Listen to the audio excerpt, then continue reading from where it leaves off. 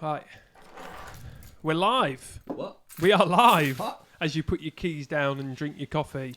I'm just refreshing, but we're good to go, mate. So, yeah. What are you saying? How's your week been? What's my week been like? So we went to, I can't even think of the name of it now. Berners Hall. We went to Berners Hall. We've done a week for next month's film. Started really well, petered off. We were out fishing during the those amazing temperatures. 20 odd degrees. It was absolutely lovely to be out. I drove to Berners Hall on. It opened at 8 o'clock in the morning, and obviously we didn't want to be holding a swim or anything. So to make sure that we had a good chance of getting a swim, I drove to the lake at 3:30 in the morning and sat on the gate from 4 o'clock until 7 o'clock when it actually opened. And yeah, we had a lovely time, didn't we, Scotty? We did. Yeah, it was really hot for a couple of days, wasn't it? Yeah. And then it cooled right down. But yeah, it was. I'm just trying to get on my phone. I'm having problems logging onto CarpFix. Why? It's not great. It's not a great advert. Well, hopefully other people aren't having a problem. Hopefully there are some people watching. So should I do a bit of a running schedule of what we're going to be doing tonight? Let's talk about Leia first, mate. So take us back to Leia. What the whole let me do this. Yeah, take us back to Leia. Talk about what you found out about fishing Leia, fishing day tickets, and what advice you can give for if someone was going to go to it, because it is a day ticket only place, isn't it? It's not day ticket; it's days only. Days only. It's a club water, but days only. Yeah. Okay, so our most recent session film was filmed in a mild spell of weather at the back end of February. It'd been cold, we'd had a bit of snow a few weeks beforehand, but it wasn't planned, we just got really lucky with our timing, and we fished 3 consecutive days. And prior to arrival, in my head, I spoke to Neil Spooner. Neil Spooner's been doing a little bit of time up there, and he said that anywhere around the middle of the lake would be a good starting point.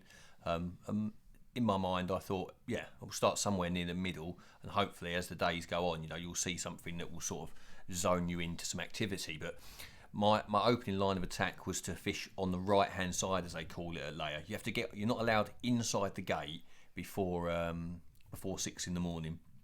So I parked down the road in a lay-by with Scotty. We don't have to do a little bit of camera work in the van before we pulled up. We got there, I think, at exactly 6 o'clock. We were sort of third or fourth person in, like a couple of people had gone in before us. And in my mind, looking at the weather forecast, I wanted to be on the back of the wind for the first day, because I thought that'd be a good. On the back of the wind, you're more likely to look at the water, see the lake well, and be more open to seeing something. If you've got the freezing wind blowing in your face, you're more likely to be sort of sheltering away from the wind as such. And that actually paid out doing so, because after a few hours of fishing zig rigs, saw a few bubbles coming up out in the open water, cast the spom to the bubbles just to get the distance. Once I had that distance clipped, that spot where I'd seen that bubble in late morning produced quite a few takes. I don't remember exactly how many we caught the first day. I think it was 8, something like that, 8 or so fish, which was a lovely bit of sport after being locked down. Tactics wise, spomming hemp, a little bit of sweet corn. It was a particularly nice batch of hemp. You get lucky sometimes, and this was a really nice batch of hemp. When I was cooking it, it just absolutely stunk. And that's pretty much how the 3 days went. It was never an intentional thing to just fish in the same area of the lake for 3 days, but that's the way the cookie crumbled. There was fish out there. The middle day, we made a little bit of an error in not maximising the morning spell. The mornings were definitely the best time at Leia during those 3 days. They seemed to be feeding up until lunchtime, early afternoon, and it's sort of switching off a little bit. And obviously, when we're filming the fish, we've been reeling the rods in so that we've got time to film the fish and take the pictures of the fish. And by spending time doing that, we missed a couple of the vital hours of the day. Should I say on the middle day on the second day, and probably didn't catch as many as we could have. But having learned that lesson, we made up for it on the third day. And I think in total, over the 3 days, we caught 20 fish. and the tactics really were concentrated on obviously being where the fish were, because we found them to start with, keeping the bait in nice and accurate and tight, and keeping not lots of bait in the water, but a steady flow of bait to keep the fish feeding, not too much to overfeed them so it take too long between takes, but getting a couple of free spoms out there after each bite. The hook baits were little yellow no-name pop-ups. And we had a lovely time, didn't we, Scotty? We had a very nice time. It was actually quite nice just going for days only, because even though we were in the same swim every day, it was a new day every day, and you did tweak things throughout, didn't you? Like you changed your rig a little bit, didn't you, throughout? But I think the main, from looking at it from my point of view, you found where the fish were, and you consistently caught, and there was no point in moving anywhere, was there? No point in moving for the sake of moving. We probably could have caught from other swims, but there's a lot of fishing there. They say there's over 1,000, and we didn't fish the same swim every day. We fished the first day in one swim, and then we moved up for the next 2 days, like 2 swims down, because I was catching them casting to the right on the first day. But yeah, looking back in hindsight, what could I have done differently? Perhaps fished the swim to the right on the first day, and perhaps fished at 25 wraps from the get-go. But the first day was catching at 21 wraps, so they were a little bit shorter. And I think as the 2 days went on, the constant activity of me casting, they just backed off of that pressure a little bit as such. And yeah, I think we've done not blowing our own trumpet too much, but we had 20 fish over those 3 days, and there was other fish caught, but certainly we weren't. I've been to Layer before and been on the receiving end of a bashing. You get locals that fish there a lot, know where the fish are, and I remember sitting opposite Ash Bradbury one day, filming for Carp TV years ago, and Ash Bradbury, every time I looked up, he had a fish on, and I sat on the end of a freezing wind in the boathouse catching absolutely nothing. So yeah, it was good to get a few takes and get amongst them. Yeah, I think the moral of that story as well is to arrive at a decent time in the morning, because that was key. There was quite a few older members there. I don't want to be stereotypical, but quite a few of the guys that have been on there for a long time that were arriving later. This is according to other people that were on the lake as well, and they just weren't getting where they wanted to be, and that's because there's people out there that are a lot keener than them. So get there early. Yeah, no, Layer is like almost a square shape. It was obviously a rectangle, but almost a square shape, and it's the 2 point swims that are at this end. Sort of 3 swims in the middle bank here, and the 3 swims in the middle bank here, and obviously the 2 or 3 are here. And it's not that big a lake. When you start chucking out 100 yards, you're all very not on top of each other, because it's probably like 120 yards to the middle. But if you imagine there's like a 40-yard square in the middle, where the fish aren't in the centre of that 40 yards, but they can be either side of that middle zone, sort of moving around over the course of the winter. Just making sure that you got to that gate and you were in the first handful of people through the gate, meaning that you get one of those central swims, was that can make all the difference. If I'd have rolled up at 10 o'clock each day, not only would I have missed the bite times, I'd have also been in the wrong spot. And that's so many people want rigs and baits and everything else to be the most important. They want to you're going to use a magic bait, you're going to use a magic rig, but it's not. You have to align. Everything has to be aligned. You have to be in the right swim, you have to have the right weather, you have to be on the right spot, you have to have the right rig on, a sharp hook on, not tangled on, get your bait in accurate. You have to align everything, and if one of the major things is out, for example, if there's no fish in your swim, you can't catch. If your rig isn't presented, you can't catch. If you're baiting too far past your rig, the fish will be feeding there for ages, and your bait won't get found. So there's lots of little things that, if you line them up and do them correctly, then they all add together to the perfect scenario, and that's when you catch a few. I'm sure there's plenty that people can take away from that film. Yeah. We've got quite a few people joining us on the web browser, so I did put a little comment on there. If you are watching through an iOS or the Android app, we haven't got the capability for you to make a comment through there and ask a question just yet. So you'll watch it like you do the regular video. So if you do want to make a comment and have a chance of winning. What are we giving away tonight, Darrell? Just a couple of them because they're quite expensive. No, we're not giving away anything. No, so obviously we're doing the prize draw, aren't we, for last month's members? Yeah. So that's all of these. The 10. We're going to give 10 of these away. This is not just for live viewers. This is for people that were subscribed. Every subscriber during March that will be entered into this. Yeah. But for people asking questions during this live, we're going to give away 2 what we call spinner rig bundles. So if I don't know what the retail price of this is exactly, but you save £32 to be exact. That's including, off that individual pack. Yeah. I don't know what you save, but if you were to buy it with an annual membership, it's 32, isn't it? Yeah. So if they were to buy all of these bits in the spring bundle, where's the pop-ups? They're not there. Plus I've been sniffing them. Plus a 12-month bundle. You get all of that, and you're saving £30-35, something like that. But we're not giving away the membership tonight. It's just the bundle. No, they're already members because they're watching. Yeah, I know. Yeah. just making it clear. Just making it clear. What's the tackle box about, Scott? So the tackle box is for next month. Oh yeah. So we're giving away 10 of those next month. It's the collection edition. So you get extra. So it's not just a tackle box. It's obviously called the standard tackle box, which itself is lovely. But this is what I wouldn't have called it the collection edition. I would have called it the fully loaded because it comes with. Yeah, that's a good name. Yeah, the 3 little accessory boxes. The 9 that says 9, doesn't it? It's not 9. I'm sure it's the 3 compartments. One's got like a bit that comes out of it, and it's got more underneath or something. Yeah, so it's got the accessory boxes, that compartment box, a 16 compartment box, and a leader safe, all inside the tackle box. And we've got 10 of them. So this month, obviously, we're giving these away for March's members.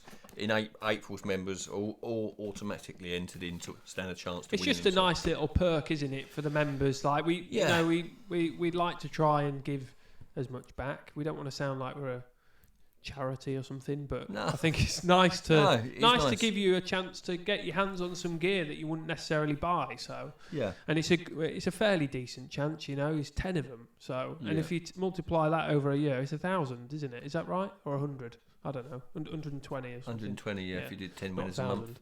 Yeah, maths is terrible. Right, questions. Yeah. Peter Cockle, hello from Phoenix, Arizona. Hello, Peter. Yeah, Pete. I think Peter might have bought some stickers the other day. Hopefully they get to you. So someone bought some stickers in the USA. I think it might have been Peter. I'm not sure. Simon, evening. Let's find Kyle. Just cracked open a nice cold can of Stella. Been looking forward to this all day. Glenn Patterson, oi oi. Carl Hunt, oi oi sailor boy. Right. I don't want to ignore the other people too much, but I do want to scroll down. Carl Hun has said, please can Darrell wish me happy 40th birthday today as the uncle. Carl Hunt. Carl Hun. Do you know him? I don't think so. Right, Carl. It's very, very close to my heart. I just want to wish you a happy birthday. The 40's a big one, and you know me, I like to count me 40s. So happy birthday, mate. Very good. Happy birthday, Carl. Hope that made your year. Right, let's have a little look. Mick the Greek. You know Mick the Greek, don't you? I've heard of this one before, this name. When fishing your chods, do you favour a knotless knot over a whipping knot? And if so, why? Yes, I prefer a knotless knot for ease because that's the way I learnt to do it.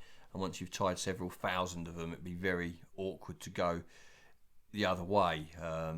I have messed around with the other way, but if you're going to steam your rigs into shape, I think it doesn't matter. I can't see any benefit of doing it the other way personally. Certainly never affected my catch rate when using chod rigs. So I tend to use a knotless knot primarily for ease. And I'm not really. I don't think there's no massive edge in doing it the other way. I'm just going to turn your mic up a little bit. Am I a bit quiet? No, you're fine. I just want to give it a little edge, just see if we can fix something. A little bit of echo, I think. A little bit of echo. A little bit of echo. Stay now. Did you do all that question? I wasn't listening. Yeah. Okay. Jack Mycroft, what items of current tackle do you wish you had available to you on the car park lake? Or I guess, do you wish you could have taken with you? I think having sharpened hooks back then would have been an even bigger edge. You know, I was always massively fussy with my rigs, even back then. So that would be one, having been knowing what I know now about hook sharpening.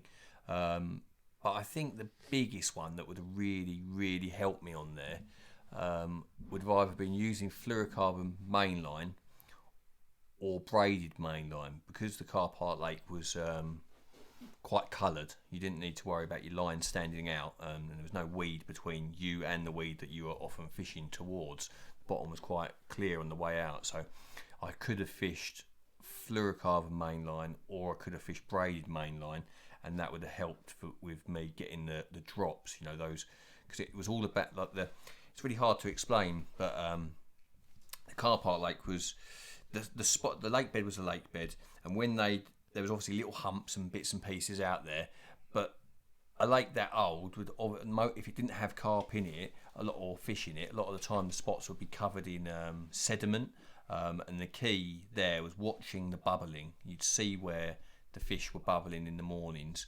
and quite often when you interrogated that area with the marker rod and the leading rod, you would find that it'd been polished off, and it was like tiny spots. You'd feel the first tap of gravel, and as soon as you felt it, it'd be like beep beep, like, and you'd be off of it as quickly as you were onto it. And I think with using either a fluorocarbon or braid as mainline, you know, I'd have had that reduced stretch, which would have been a massive edge. And also, what would have been a massive edge was wraps. You know, wrapping up. You know, we didn't wrap up back then. I certainly didn't pace my rods out or anything like that. I had to re-find the spot every time in the swims. So having wrap sticks and knowing about that, sharper hooks and fluorocarbon or braided mainline, they'd have all been big edges on the Carpart back then. When did people wrapping up? When did that? when did that all kind of start? Well, the first time I started wrapping up, I remember I was at Sky Lakes with Danny, Ali, and I think Jake Wildball was there, and I put my wrap sticks in the ground 20 metres apart. So I put my lead round one post, I'd walk to the next one, and then back to the next one. And Dan saw me doing it. He said, "Why don't you just put them a rod length apart like everyone else?" Because it was like new at the time. I didn't realise that you put them a rod length apart, and you just keep them. You keep those like that amount of rod lengths kept together. I thought you just put sticks in the ground, and I thought, well, might as well have them further apart and just walk around. But yeah, 2008 was when I fished at Sky Lakes with Danny and Ali, and that was the first time that I started wrapping up. 2008. Yeah, okay. might have been a little bit before that, maybe. Yeah, I remember going to Sandhurst Lake one time, filming, not fishing. I can't remember when it was, but it was. I think it was. When I was at Corda. No, it wasn't. It was before that. So it would have been like pre-2015. Yeah. And we rocked up there, and I think one of the Greening brothers was there, but I forget which one. And me and whoever else, I think it was Martin Pick there. And we were like... Martin? Yeah. And we just got chatting I think it might have been Rob, I'm not too sure. But yeah, we went there, and he... started talking about wraps and fishing X wraps out. I was like, what's he talking about? Because I didn't know what... Wraps. Yeah. Wraps. And then it turns out, obviously, like after a little while, I knew what everyone was talking about, but it was quite funny. It was like, yeah, I'm fishing 20 wraps out, mate. Wraps? What's a wrap? It's mad how it's like everyone does it now. Yeah, like everyone. 2008, maybe it was being done a little bit before that. It might have been happening a year or so before it sort of filtered out into like the wide. But it's within 10 years or so, it's like staple, isn't it? You know, charge 70 quid for some distance sticks. Yeah, or you could use I used to use tent pegs at Rockford, which was a bit brutal because you had to take it round each tent peg on the way off. Yeah. Right. Right. Matthew Wheeler. If you were approaching new water, what factors would determine whether you would use mono or fluoro apart from distance? Right. I love to use fluorocarbon. If distance wasn't the problem, what would be something else that might stop me using fluoro? Some lakes have this what I would call blanket weed. Weed that doesn't grow up in beds, but weed that's just all over the bottom. The sort of weed that when you reel in. If you remember when we were fishing at Farlow's, I was using fluorocarbon there. It probably wasn't ideal to be using it there because I was constantly bringing in big brown balls of weed that my line had got stuck into, and the line was stuck in the weed before I even had to take. So if you've got bottom weed, then fluorocarbon can be a bit of a pain in the backside. So that would be one reason. But other than that, I don't like to use fluorocarbon in a diameter of above 0.33. I know there's loads of different fluorocarbons out there, but I use the 12-pound contour. I've tried to use thicker diameters, and I find it a little bit unuser friendly, a little bit springy, a little bit coily. So if you had to use really, like if I was fishing a snaggy lake where I was going to have to hit and hold, I'd probably use a 0.4 or a 0.43 line, because that's stronger and more robust. So yeah, if it was a question of fluorocarbon getting stuck in the weed, or I really needed some extra thick, strong gear, then there'd be the two reasons that I would not use fluorocarbon. But otherwise, I would try to, because I love the reduced stretch. I love how it sinks, and it's more robust for its diameter. Nice. Simon O. Simon O is one of our European members. Okay. And he's just bought some clothing, actually, Simon. Should we have a little talk about that quickly? You can do, yeah. It's a good opportunity to do that, because I remember seeing his... So it was always our intention to have some merchandise at some point. We've been going back and forward with suppliers for like logo designs, different styles of t-shirt, hats, hoodies, all of that sort of doodah. But we've currently got an order in for the beanies and for the t-shirts. I've got actually a sample t-shirt on now. It's not got the logo on. I don't know which way to go, but this is it's a little. So I'm 5'10". Yeah, I'm like just kind of slimish, and this is a large on me, and it's a little bit baggy.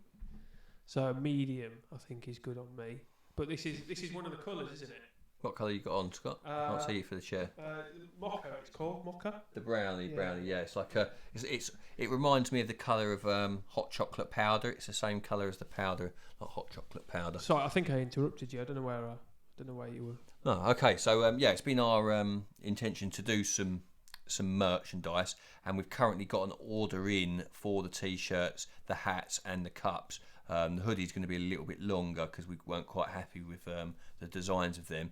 But we're doing a little offer at the moment. So basically, if you go to CarpFix.shop and you were to buy over £25, if you spend £25 in the shop, we will do you free postage. And this is for pre-orders, because we don't actually have the t-shirts and the hats here at the moment. When are they coming, Scott? So the lead time's 10 days, and that would be from... I would say 2 weeks from now they should be with us. Yeah, so should we get them dispatched in 2 weeks? Or? What I've done on the website is I've said by the end of April we'll send them out. Right, okay. I'm hoping we'll have them in 2 weeks, and you might even receive it before the end of April. But I mean, I think but the free postage is for pre-orders, isn't it? It's not. Yeah, so I think what we'll probably end up doing. I mean, I haven't run this past you, but I think we'll run this offer till Monday, and then after, all of our members will give them a little perk after that anyway. I think it's only right, isn't it? We give them a little. What are you going to do? Well, just a little bit of % off. Yeah. But this would be after the postage, so it's not going to outweigh the postage. So there's no point in us doing it now. Yeah. We'll wait until the postage is done, and then we'll do like a little disco. Don't know. Some people will negotiate between us. Little dicko. Yeah. Little dicko. But that's a pretty good offer anyway, because it's saving you £4. Yeah. Okay, so CarpFix.shop for beanies and t-shirts. They're lovely. We like them. We're sure you will too. What next, Scotty? So we got Brett Cork has asked something about sharpening hooks. Yes. He's asked, I recently started sharpening my hooks, but started going through a phase of hook pulls. Would this be due to sharpening my hooks, or is this just in my head? It's hard to know with what pattern of hook you use, because that is a big factor. Different hooks, react differently to under tension, and what by that I mean they sort of, some hooks are like winding themselves in, some hooks aren't very steadily in, and if you're using a sharpened hook and you're not getting a good purchase, then there is potential for them to cut out. If you're getting, like Danny says to me that when he's fishing to snags and stuff, he doesn't use sharpened hooks when fishing to snags when he's got to pull hard, because he feels there's more of a chance of losing fish. So he's having a similar occurrence to yourself. He's finding that he's losing more fish, but I'm using sharpened hooks as I was on the film at Farlow's, as I was on that very rig that I used at Wellington Country Park. And I went through a period of time last year where I landed, I think it was over 150 fish on the spin. Every single one of my hooks was sharpened, and I did not lose one in over 150 takes. So I would say it's the sharpening might be highlighting a rig that's not performing as well as it could be, in my opinion.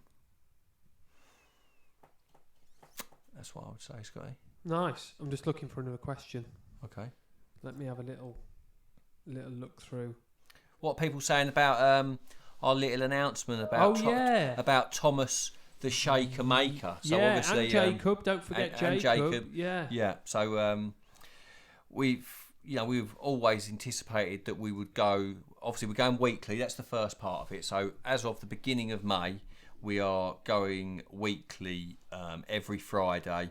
So it will probably be the session film at the start of the month. Probably be the live the second week of the month, moving on to the big carp story, and then moving on to the techers at the back end of the month. But that's might be changeable, because we'll just see how it's going to work with Scott with editing time and flow time and stuff.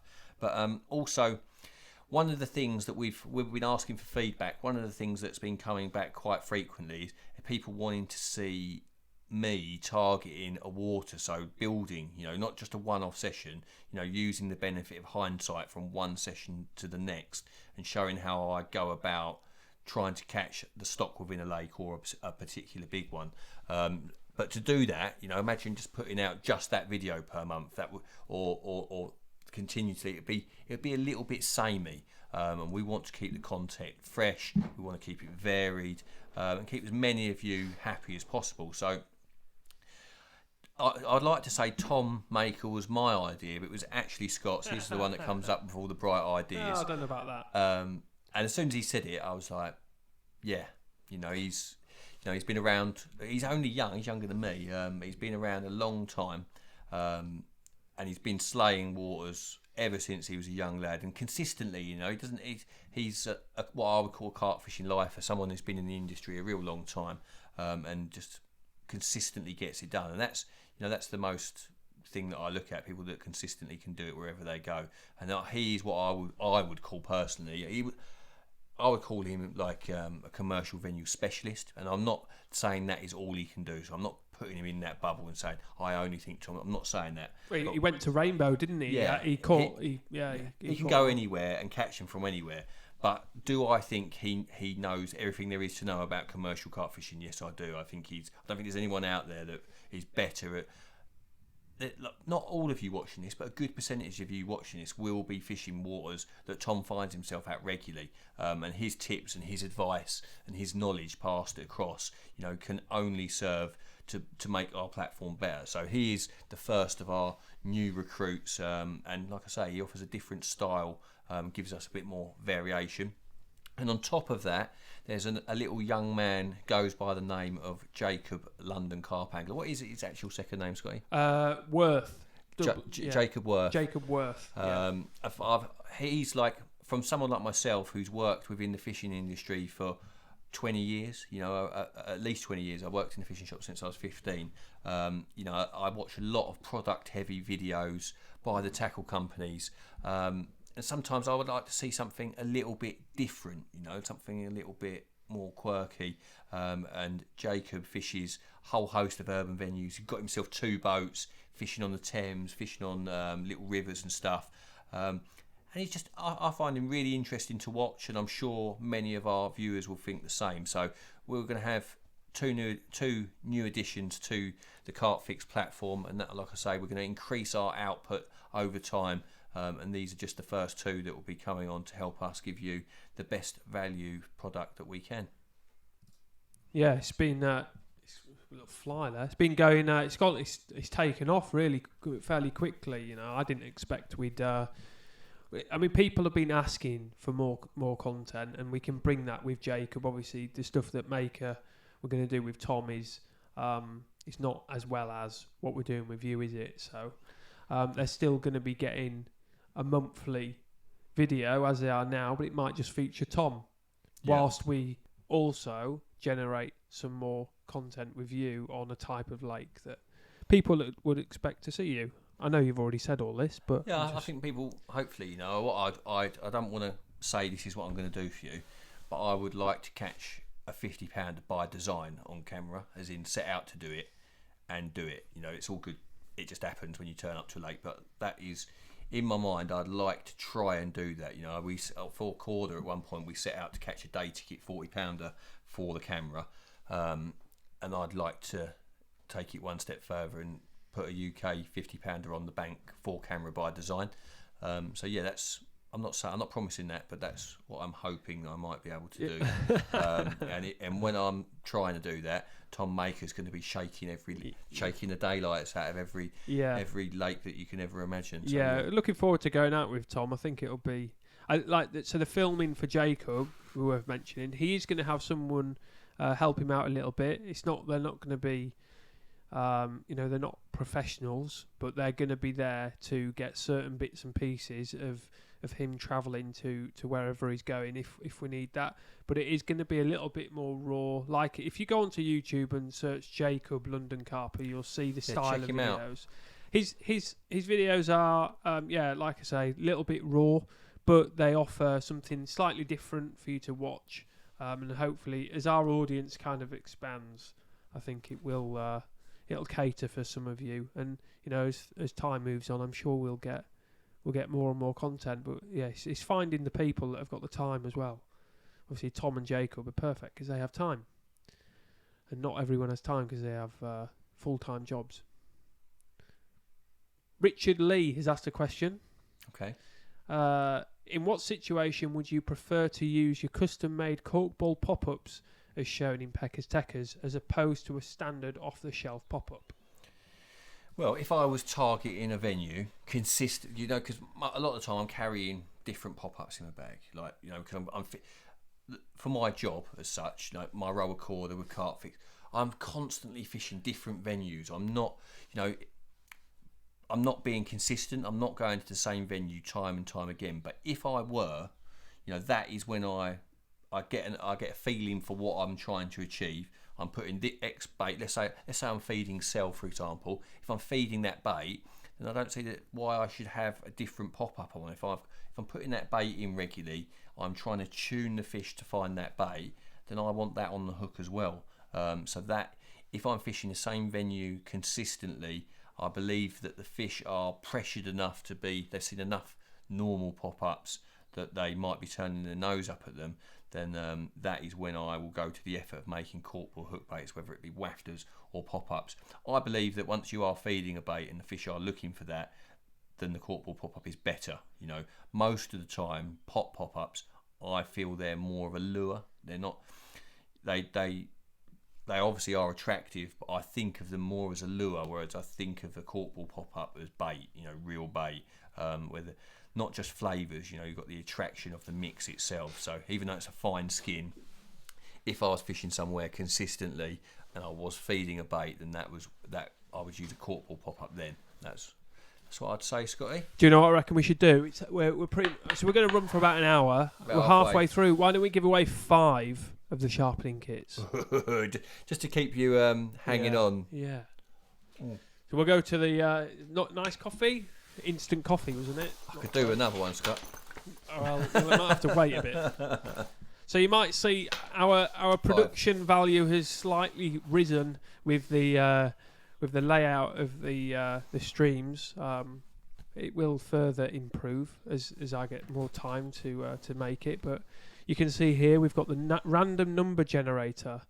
So that will pick out a random number from the middle screen here. You can see it's got winner. So if I scroll up and down like this, these are all different people. So in this black box, I've just kept it clear. If I go like this is Lewis. So Lewis is he's got his own number here. So what we're going to do is we're going to do a random name picker, and then it will. I'll put it in this spreadsheet. Press find. It'll find the winner. We'll make their name visible, and then they'll go into this list of winners on the right. Hopefully that makes sense. 5 complete Jag sharpening kits. Yes. So, in order of how they win, I'll ask them if they want a camo or green, and then whatever is left is left. I think that's only fair, isn't it? Right, Right? No. What happens if they don't message you back and tell you what colour they want? Well, they will message back. They will. They will. They will. Okay. Yeah, they will. I have everyone's email addresses, so it's fine. Okay. Right. First one. Should we go for it? Yeah. Right. I still want to see my screen, so bear with me. Right. Here we go. Let's put you down there. Right. Here we go. First one is this number. So I'm just going to put this over here. Right. 1 second. So if I go like this, go into the spreadsheet. So it's found, and this is the winner. Are we all ready?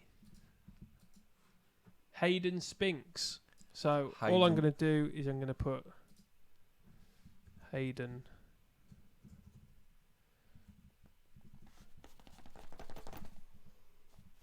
Spinks, like that. So he's in the box. Right, so he's won one. You don't really have to do anything here, do you? No. But you just show your face. Right, here's number 2. We'll try and do this a bit quicker. I could have decided if they had camo or green. You can if you want. Do you want to do that? Well, I think it saves a bit of time. Go on then. Hayden Spinks, what's he getting? Hayden speaks. Eeny, meeny, miny, mo. He can have camo one. Camo, right. He's got C next to his name. Right, this is the next one. Here. Next one's a green one. David McMinn. I should know that is my surname, McMinn. David McMinn. He's won David himself a nice sharpening kit, complete, green. Right, he's number 2. He can go in there. What are we going for on David? Ooh, he's got green. Green, yeah? He's got green. Green. Number 3. Let's have a look. Oh, just above. Look at that. Who? Is that showing on here? Who is it? Oh, 1 sec. It's this one here. It's just... Darrell Peck. Hold on 1 sec. I just need to show on the screen here. There we go. Carl Hunt.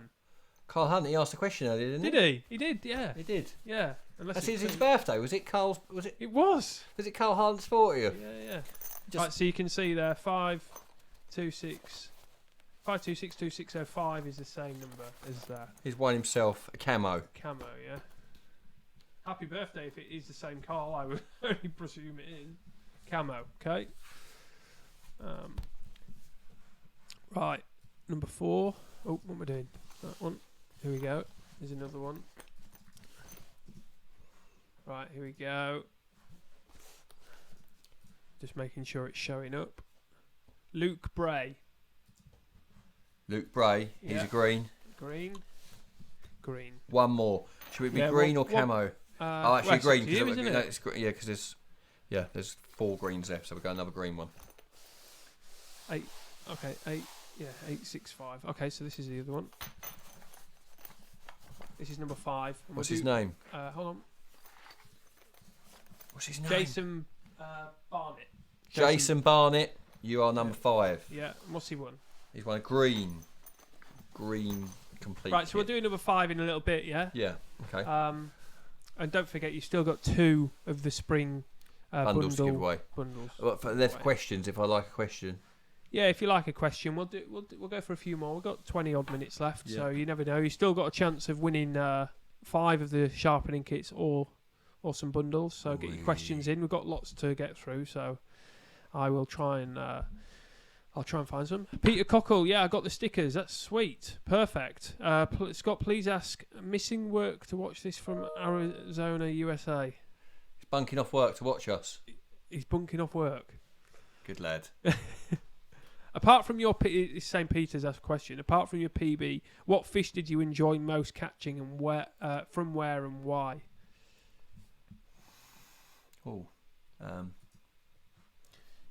Obviously catching. Obviously, if you've watched a big carp story, you know I don't think any capture before or since was exciting as catching chunky from the car park lake. Obviously, my first 40, but just because I was a little bit green, as in a little bit young, and just thought it was all mythical and a bit magical. And you know, as you get older and you've caught more fish, you know, I expect to catch them a little bit more now. Whereas that was just a little bit like, oh my god, I can't believe it. So that's probably the most shaken that I've ever been from a capture. That carp. But I one night at the Orient once in 2015. In one night, I caught a 57-pound common, and then like half an hour later, after putting the rod back out, I caught a 62-pound common. These two fish sacked side by side and yeah, they were. I think it was a 5-week session. I'd been there a month at that point. To have sat there for a month, blanking, really struggling, and then to, you know, get the payout. You know, that one night, those two fish that I caught, they were. Yeah, those two shots. I think he's got a picture of one of them down on the floor in the frame. Is that? Yeah, I think it's down there. Down here, is that? On the floor. On the floor, that one. Get it out. Yeah. We should put this up then. We should put this up. Like, this is the smaller of the two fish that I caught that night. That was a 57-pounder. Nice.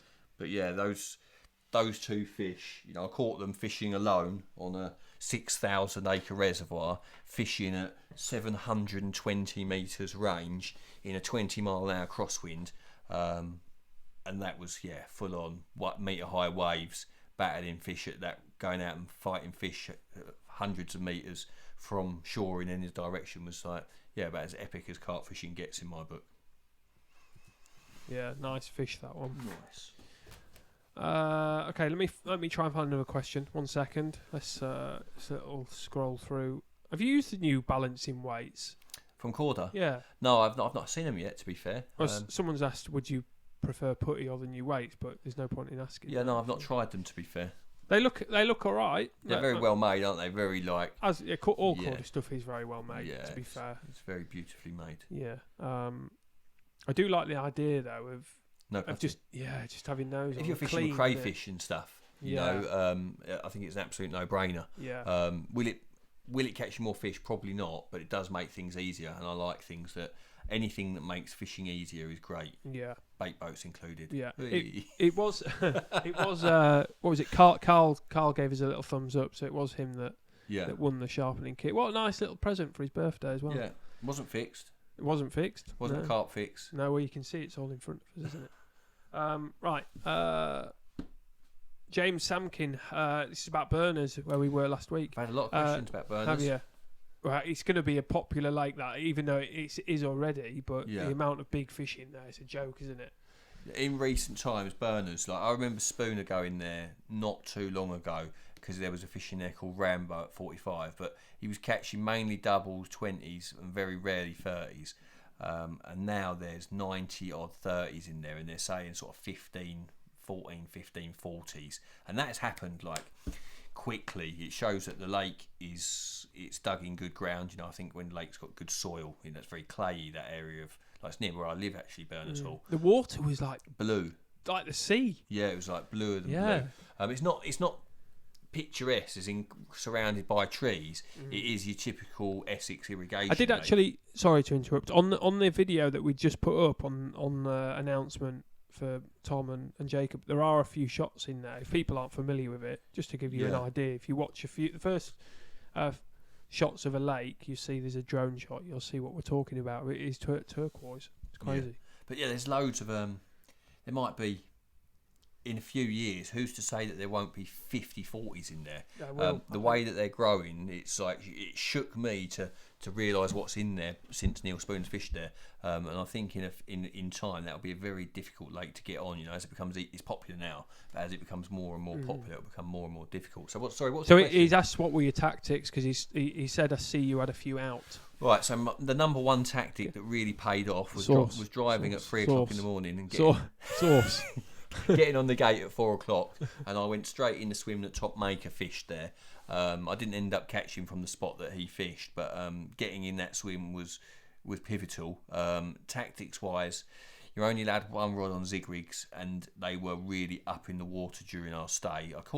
I would say 2/3 of my takes were on zigs, and that was on one rod, and the other third came on the side of an island, and we were fishing zig rigs coated in tomato sauce. No.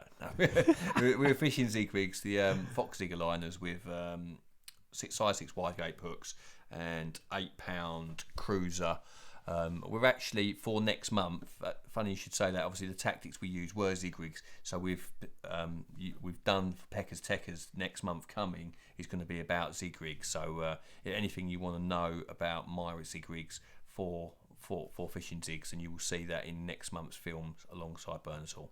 And the next question is about Orient, and when's that coming out? Orient? Yeah, the Orient big carp story. That's what we've recorded, yeah? Yeah. How did they know that? Well, no, they've asked, when is the Orient big carp story coming out? And they would assume that you're going to do one. Right, okay, well, not that session, right. that session of the picture in 2015, I've told that story on the Quarter podcast, and I've told it on another platform as well, so I'm probably not going to tell that one for a while because it's been done in recent times, but I went to Orient in 2019 and fished from my boat, my hard boat that I call the Black Pearl, not after Lady Pearl, Terry Earn's boat, but after what's that film, Pirates of the Caribbean, so that's why I call it the Black Pearl. But I fished there in beginning of May 2019, and it's a good story. It's not a long drawn out campaign, but it finishes with a hat trick of 50s caught from a 6,000 acre reservoir while all on my own, and the photos of these fish are just a joke. The thing I love best about Orient is I'm not going to catch someone else's trophy to hold it up. It's not like targeting a fish in the UK where you're going and taking your turn to hold someone else's monster.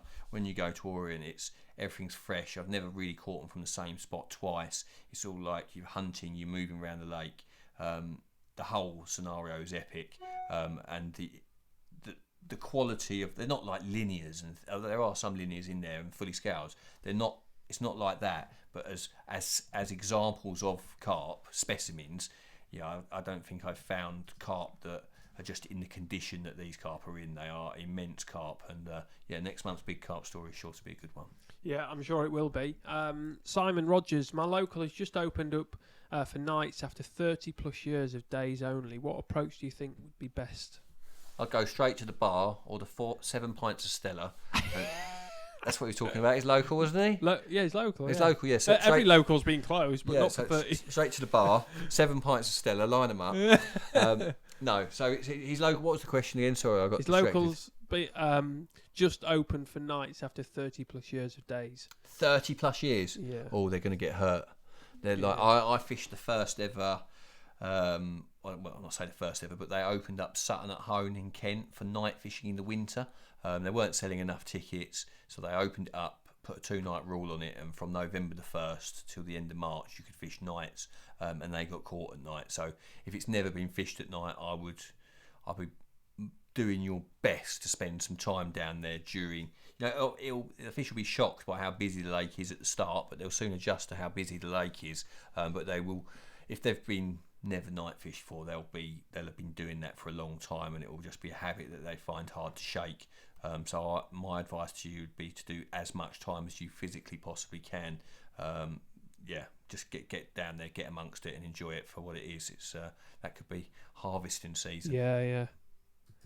I've just had a little message saying, Scott, the echo coming from your mic. So apologies if I am echoing a little bit. I'll look into it. Chloe said to speak closer to the mic so it doesn't do it. So hopefully it sounds all right. I mean, I monitor it on here, but I can't listen to the echo.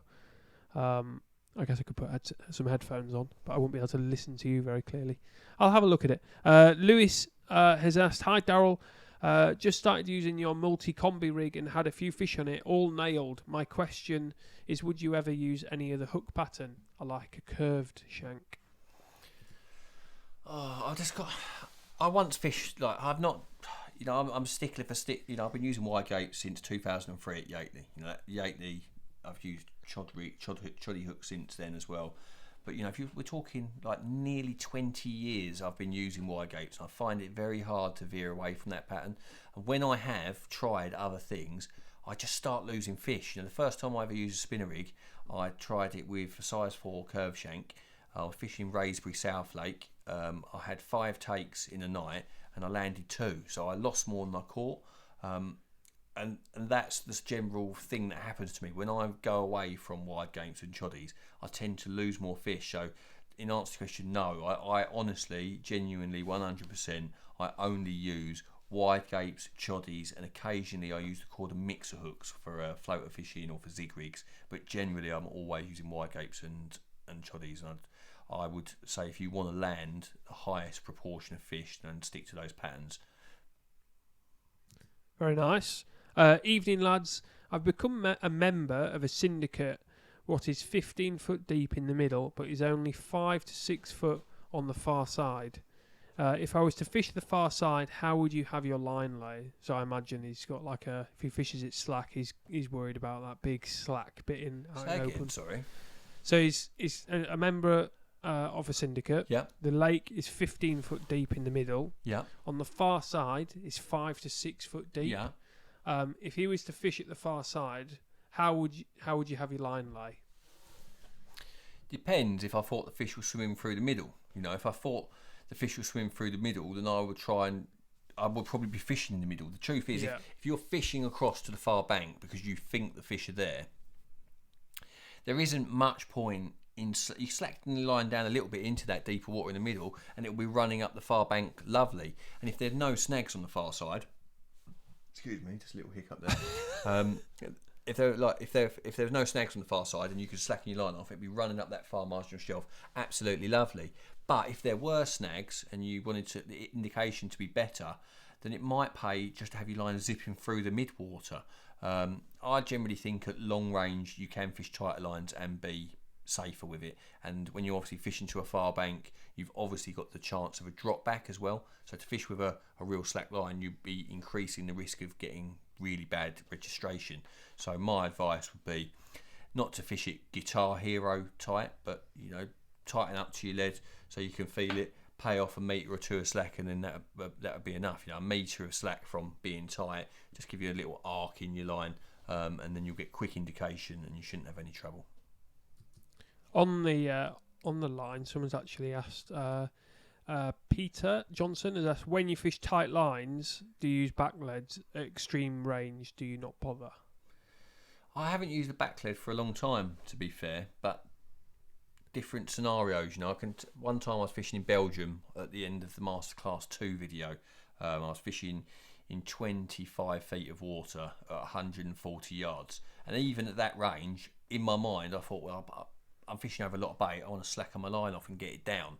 And every time I tried to slacken my line off, because of the depth of the lake and the length of it, when the wind blew, there was a massive undertow. So as I slackened my lines off, rather than them get slacker, they just started creeping round in the wind. So eventually, I keep paying off line.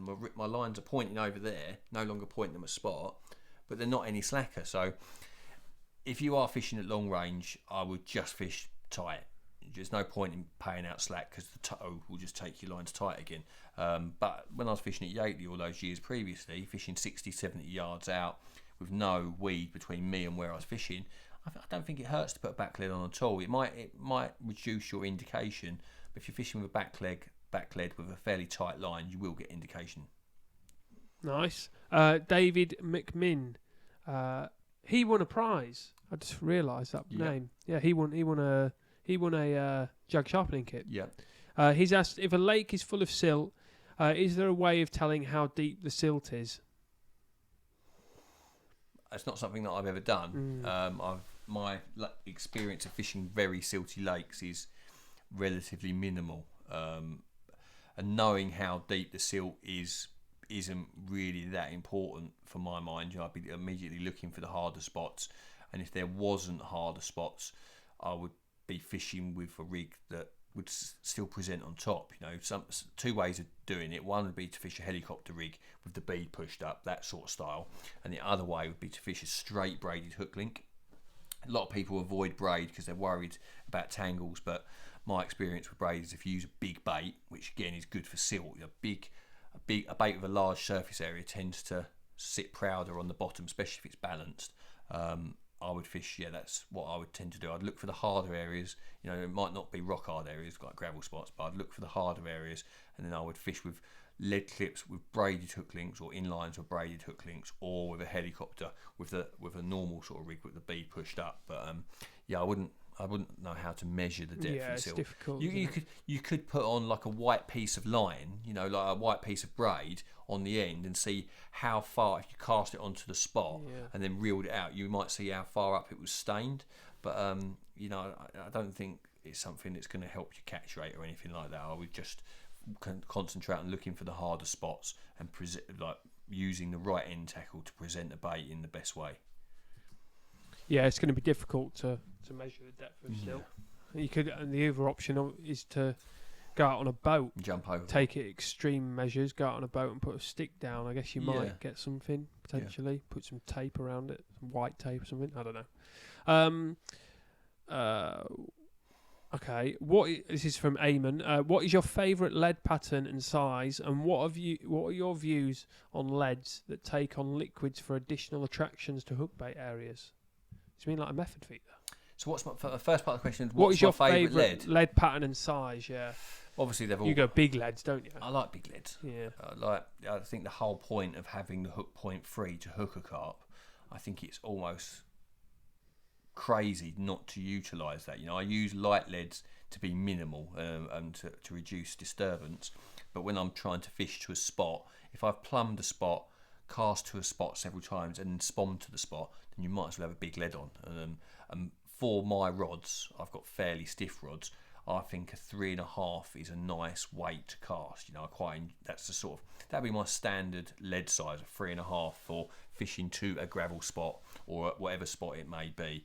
If I'm trying to do it accurately, it doesn't kite too much in the wind because it's heavy enough to stay true on flight, and I think it gives it a good whack when the fish pick it up. I'd have no qualms for fishing slightly bigger, but I don't really like casting leads over 4 ounces on my general rods. You put 4.5, 5s on them, they start to feel a bit lumpy. So 3.5, 4 ounces is what I fish to spots with. Generally a swivel zip lead from Corda on a lead clip. And what was the second part of it? Sorry. Oh, I've lost it now, mate. I've lost it now. Okay. I've been looking for it. He asked, what are your views on leads that take on liquids for additional attractions? That's it. It's not something that I've done. That I've seen it in the magazines. Like you have those leads with that funny barky coating on, and you soak it in. And if you've got a good attractor, then I can't see why that wouldn't work. I can't see. Additional to that, I used to, as a kid, I used to wrap boilie paste in the winter. Fishing lakes with lots of bream and roaching. If you put a bag mix, a stick mix on the roaching, that would just eat that away and it'd be gone. If you got a proper bit of boilie mix that hasn't been boiled, I used to mould that around the lead. It used to be a bit like a method feeder, but if you didn't catch, you'd reel in the paste, it'd still be on the end. So I used to catch quite a few fish like that. So having the attraction of a paste wrapped around the lead, but I've never done it with flavours myself, but I wouldn't say it didn't work or it's not a good thing. I don't really know, to be fair. A few people want to know this answer to this question. So Martin has asked, when you're using your Combi multi-rig, sometimes you use a lead clip and sometimes you use a heli setup. What is the reason for changing to different setups, and do you still fish the rig the same length? Yeah, the rig hasn't changed. The length of the rig hasn't changed. So when I first came up with a rig, I first started using. I potted around with it a summer or so ago, but when I first started to really catch on it consistently was around June time last year at Welly, and I was fishing it on a helicopter rig with semi-stiff hybrid in £30. So it wasn't in the video that I showed you. I showed it being tied with boom with a short braided section, but I was fishing a very similar rig using coated braid, like I say, £30 semi-stiff, and I was using it on helicopters. I can't say, because I wasn't fishing in silt, but I started using that rig as I sort of got onto some spots, and I started catching on gravel spots using a helicopter. And because I was catching on it, I didn't change it. But then as time went on, I started to think, well, I'm fishing on gravel spots. As much as I love helicopter rigs, leg clips are a bit more instant, and a lot of venues you're not allowed leg core. So I've started since Welly, I started using it. First tried it on a leg clip at Farrier's Lake whilst filming for Mainline, and I was fishing it on a leg clip with a boom, and it's performing exactly the same. And I, as someone that's actively promoting fishing a lot of the time, I don't want to use leg core if I don't need to. You know, leg core can be dangerous to fish. You know, it definitely can, and that's why some fisheries ban it. So if I don't have to use leg core, and I don't using that rig on a leg clip, so yeah, I will use the leg clip version now when fishing from now on gravel spots, and in future I will use the helicopter version when chucking out over sort of siltier areas. But generally, when I'm casting to spots, they're hard spots. Generally, 9 times out of 10, if I've found a spot that I want to fish to, it's a hard spot, and in that situation, I would probably fish it on a leg clip from now forward. And if I was casting, chucking, and chancing, then the helicopter rig, although it could present over it, I'd probably end up using a spinner rig anyway. So I think in the future, I will use that rig more regularly on a leg clip, and helicopters less so. Nice. Richard Lee, on a busy, pressured, low stock syndicate water, what would you do to be different when slotting into the available swims? Yeah, you know, all the lakes with big fishing tend to be busy, and sometimes you see a hole in what other people are not doing that you can exploit. I like to think that's one of my strengths. You know, over time, as I watch how a venue's reacting to certain things, or how certain things are being reacted to, I like to think that I spot little weaknesses and little openings, but that only comes with time. You know, it's all good going, yeah, go to that lake and fish with tiger nuts, they haven't seen it before, but I don't know your lake. You know, I don't know it well enough to come with that conclusion, and there's so many little factors that weigh into giving you that edge. But the biggest, you know, if you don't know anything about a given lake, you know, the most important thing is looking. You know, look, see, and react. And every time you have an opportunity to react to a site, and do so, if you don't know better, you know, over time you might learn that the fish might show there in the day and end up somewhere at night. But when you don't know what the fish do, my advice is always don't pretend to know something you don't. Just react to what you see. They're acting out their lives, giving away signs, and I see it as my job to react to what they do. But yeah, as far as getting into swims and trying to be different, you know, I can't give you that advice without knowing what the other anglers are doing. You know, one very basic thing is a lot of people don't use tiger nuts. A lot of people are just fishing boilies. Tiger nuts are one of my biggest edges in carp fishing. You know, you'll have seen so many of the fish that I've caught. My biggest fish have come on tiger nuts, and the reason they don't get the airtime that they perhaps should is because they're not branded. You know, tiger nuts are tiger nuts. You can buy them, you can make them and use them, but no one sings about them because there's nothing to be gained but from singing from them. So yeah, it's definitely my top alternative bait. So if you're just trying to be a little bit different, that would be one of the first things that I would try. So I just realised potentially people, oh no, I don't know if they can on the app, they might be able to leave a comment, but we've got a few people that have left a comment on the video below it. So there's a couple of really good questions in here we should really answer. Okay. I think they did answer. Could we ask someone if they're watching on the app? Are they able to comment? Well, I can see that fairly quickly. I think you can. Yeah, you can. Right. Yeah. So you can. There is a way. I'll look into it. Anyway, Barry Jarvis has asked good little spring question. Hi guys, what's your view on spring baiting with Himalayan rock salt? Any pointers, do's or don'ts, please? I'm fishing a syndicate in the Lee Valley, 200 fish, 20 plus acres, currently coloured water but usually clear and weedy.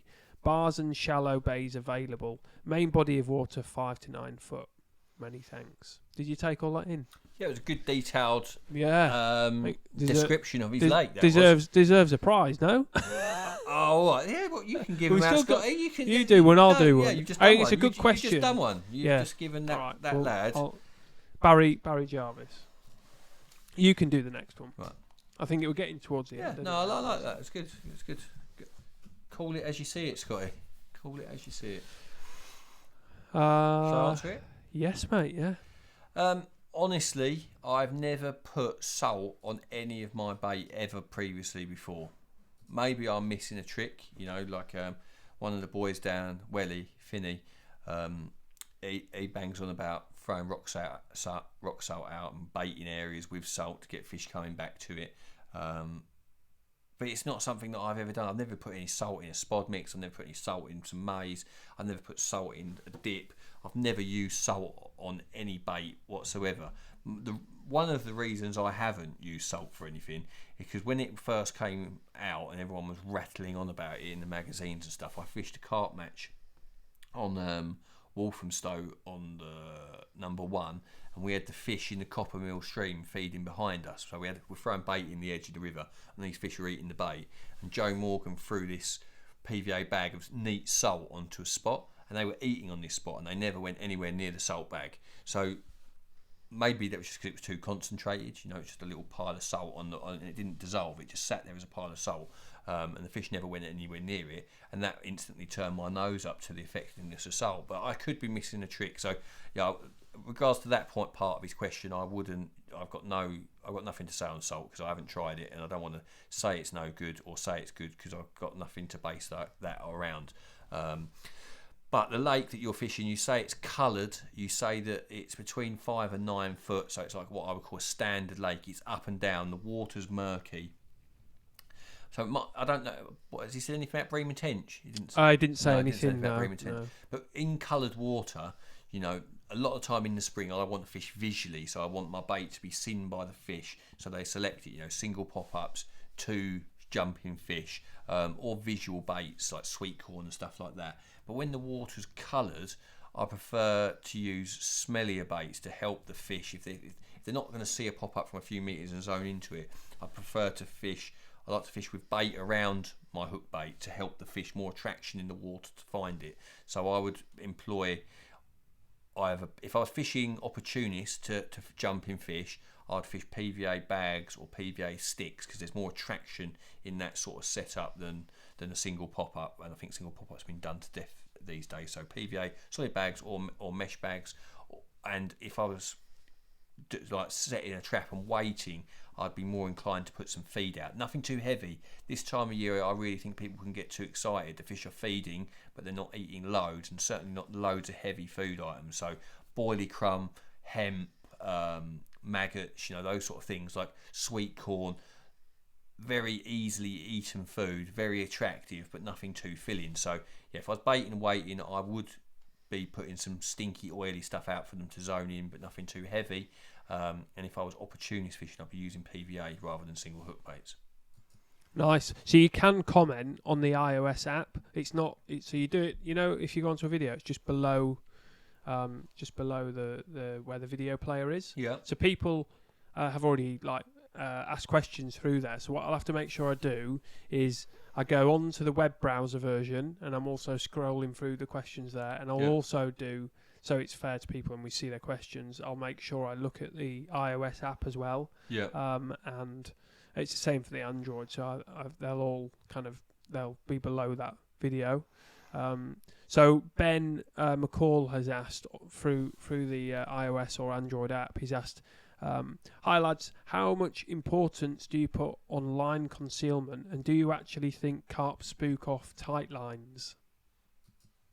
I think carp definitely 100% spook off tight lines, but are they coming, if you're fishing to where the fish are, it's only important if they're coming into contact with your line between you and the rod tip. So as a general rule, I do try I fish fluorocarbon, and 2 reasons I fish fluorocarbon most of the time. One is reduced stretch for feeling the lead down, and two is that it really sinks well, so out of the way. So where possible, I do try and sink my line, and do cart spook offline. Yes, absolutely, definitely, 100%. Cool. Daniel Stanford. All right, lads. If you're not, that's right. Right. Just for saying that, he's won himself a spinner pack. Okay. Lads. If you're not fishing a back lead on a heli safe, would you leave the line slack? In my head, a tight line would cause the rig to slide upon the bead. Am I overthinking this? Do you want me to read that again? Yeah, but I think I've got it. All right, lads. All right, lads. If you're not fishing a back lead on a heli safe, would you leave the line slack? In my head, a tight line would cause the rig to slide up to the bead. Effectively, yes. If you're fishing, let's just say you're fishing 20 yards out in deep water with a lead core leader on a heli safe, you fish a tight line, it comes up like that, and it should slide down. But you'd be surprised how quickly, once you're sort of 40 yards out into the lake, how much that line is down.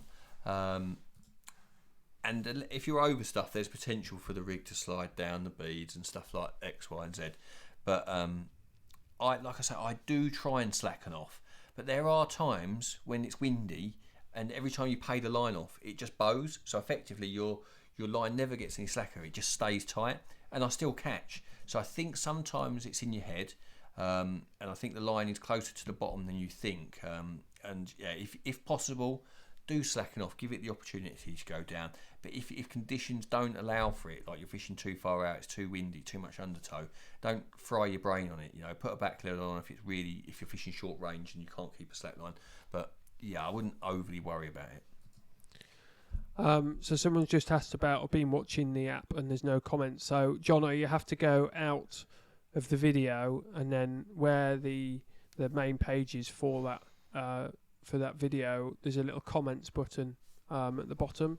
If you go into that, you'll see where some people have left comments. So after this video's finished, there's a comment section, and you'll see those questions in there.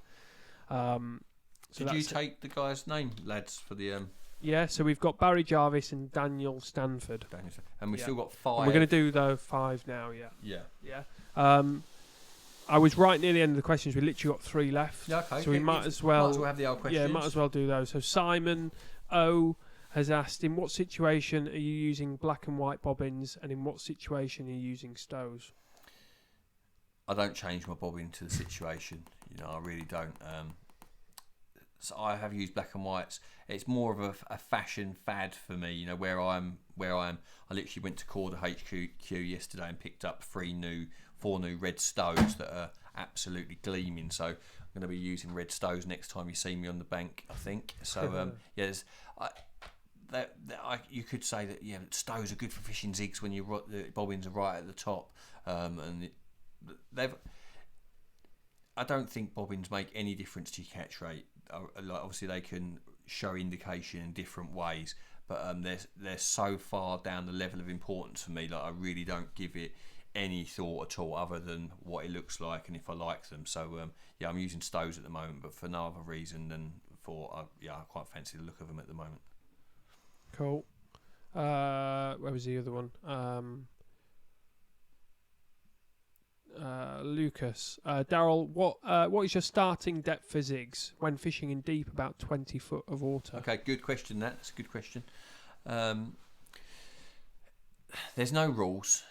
Ali and Tom once had a really good session fishing one of the irrigation lakes in Essex, fishing low zigs, and I once had a really good session fishing low zigs at Oxley's, close to spawning time, just before they were spawning. They were coming around the edges pretty quick and stuff, fishing low line zigs around the edge. But as a general rule, for me personally, I always think, depending at what time of year, but let's say spring, let's say we're talking now, April into May into June, I would say that the top 7 foot, I'm fishing in the top 7 foot 90% of the time. My favourite depth, when fish are topping over 20 foot of water and I'm not catching in the spring, my favourite depth to be down from the top is 4 to 5 foot down. That's where I've caught my best fish. I've had my best sessions, that sort of depth down. But when the thing is, when you're fishing somewhere hard, you're not getting enough information come back to you to make the adjustments all of the time. But at Burners recently, while we were fishing there, I was fishing in about 14 foot of water, and I caught my first one on an 8 foot zig.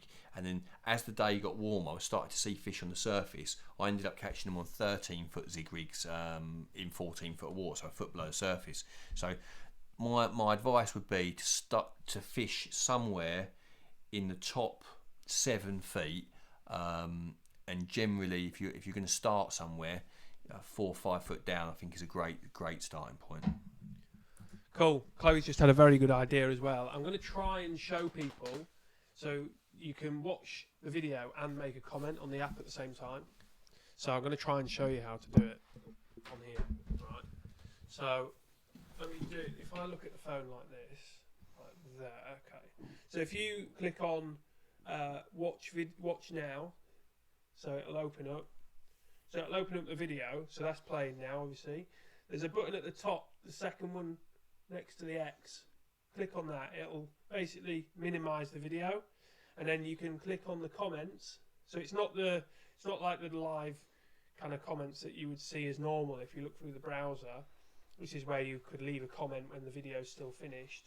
But if you type a comment into there, your video's still playing there, and then we will try and pick up the comments. But so you can do it. It is possible, but it's a little bit of a workaround. So people know now, which is good. So it means people can still do it. Should we do the draw? Have you finished the questions? Yeah, I think that was it, mate. Okay. Yeah. Perfect. Let me just double check. Why do you make your wafters 20mm in size? Why? Yeah. When I fish wafters, I often fish big wafters like that. I fish them on braided hook links, and braided hook links are prone to tangle with small hook baits. When I'm fishing pop-ups, I fish small ones. But when I'm fishing over boilies, I quite like to fish big wafters on braided hook links. It's one of my favourite ways to fish. And wafters of over 20mm in size are less prone to tangles on braid.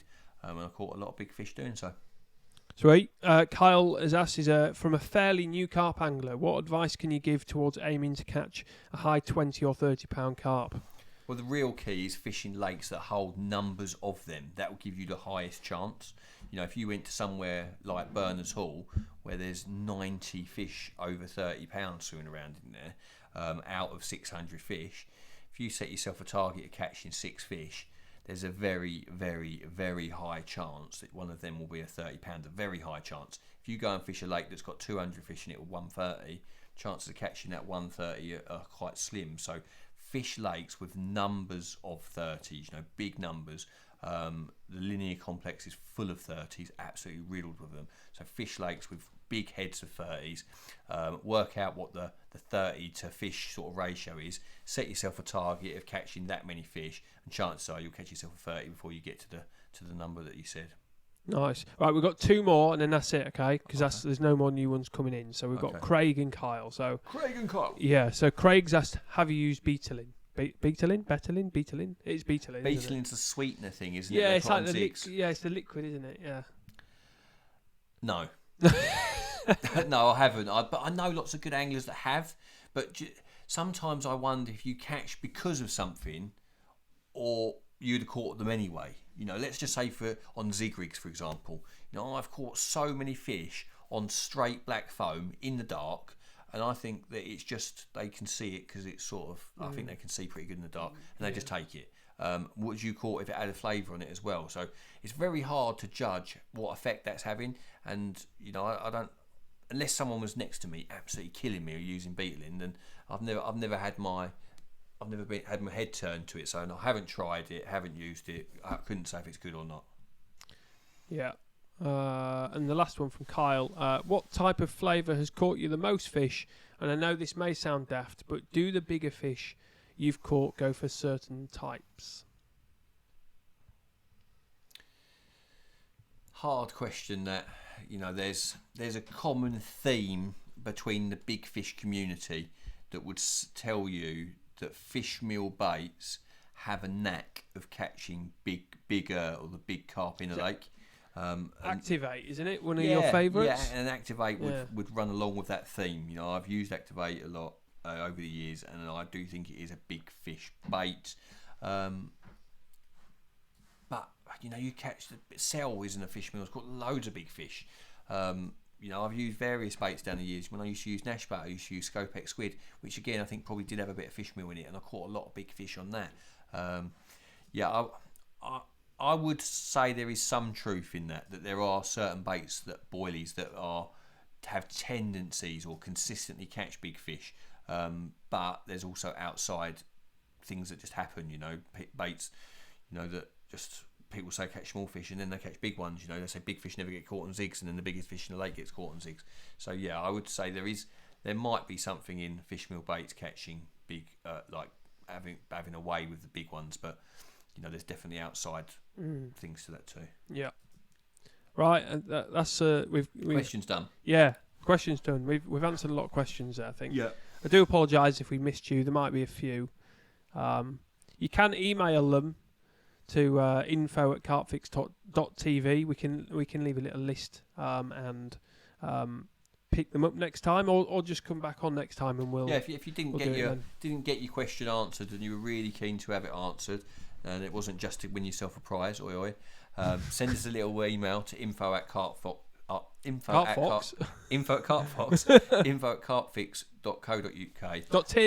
.tv. God, it's getting late, isn't it? It is. Must be tired. Send us an email to info@carpfix.tv, and we'll do our best to answer them for you, so you're not feeling left out. Right, let's do this draw. Yeah. Right. So we've got 5 to do. Is that right? Yep. Is that right? Yep. 1, 2, 3, 4, 5. Oh yeah, because I've got too many boxes and what's left yet. All right. Okay. Here we go. Right. This is the next one. Right. This is what people have been waiting for like an hour and a half. Do apologise. Right. Lee Barker. Let me just copy and paste. Can you see that? Yeah, Lee Barker. There you go. Lee Barker's won himself a green one. Yeah, you got all these sorted. Yeah, you know you're not gonna give someone a camo when there's none left. No, I'm doing it as I say it. Okay, I trust you. Oh, here we go. Let's see who this is. No, Phil. Jack. Okay, so I can still find Jack from his number. So what I'm going to do is I'm going to put Jack, and then I'm going to put his number next to him. Is he the next winner, or is he the one that won the last one? Huh? Is he second one? Yeah. The second one? One. Hold on. 1, 2, 3, 4, 5. Yeah, he's the second one. Yeah. Right. So he's won himself a camo. Right. So we've done 2, 4, 6. We've done 7. Yeah. You got 3 left. Yeah, I got 3 left. Okay. Right. Here we go. 405. Here we go. No, Phil. Matthew Baldock. There's one. Oh, these aren't showing up on here now, are they? 1 second. It's because of my... Let me try that. Here we go. If I do that. Just about fitting on. What colour we got left, mate? We've got 2 greens and a camo, so the next one's going to be a green. So this one's green, is it, Matthew? Yeah. Yeah. Right, and then we've got 2 left, yeah? So camo next. Okay. 7, 6. Let's see who's won this one. No, Phil. John with no surname. So John will be in touch. We will find out your full details. I'll just copy your other. I have a special skill set. We will find you. I will find you. Yeah, it's a great film, that. What colour, mate? Green's the last one, mate. There's one more, yeah? Yeah. There's one more after this, no? No, this is it. 4, 6, 8. No, I've got one more. So, no, John, you've done John. John got a camo, didn't he? John, yeah. Yeah, and there's one more left. Yeah, one more left. Yeah. That's what I'm saying, Sorry, we're getting... it's late, isn't it? It's like nearly 9 o'clock. We're all like this. I thought there was none left, but there was. Yeah. Right, here we go. Last one. Stuart Wilkes. Stuart Wilkes has won himself a green complete Jag sharpening kit. Green. Right, so everyone on that list, 1 sec, on that list there. So Hayden, David, Carl, Luke, Jason, Lee, Jack, Matthew, John and Stuart. 2, 4, 6, 8, 10. Yeah, 10. Bosh. they've all won one of those in the colours that we read out. I will be in touch with you early next week, and we will get it shipped out to you. And then next month, what have we got again? Just to what go film's over that? coming out next month? No. Well, we could say that, but also about the tackle box. Right. So the free prize draw for everyone that's a member during April, who is a member on the last day of April, should we say, can win. There'll be 10 winners of the collection edition tackle boxes. They came complete with the accessory boxes, the two different size compartment boxes, and a leader safe. And like I say, it's like we've done 10 sharpening kits, we're going to do 10 of these complete boxes to give away next month. We'll chuck some stickers in there as well. Pack of stickers each? Yeah, so they can put it on the tackle box. Yeah, looks good. That looks good. Pack of stickers on the tackle box. Right, let's call it a day, mate. That's all good. Hopefully everyone's got their question answered. Okay, thank you all very, very much for joining us this evening. We'll be back next month with another live. We'll let you know when that is closer to the time. But until then, thank you very much for joining us, and see you next time. See ya.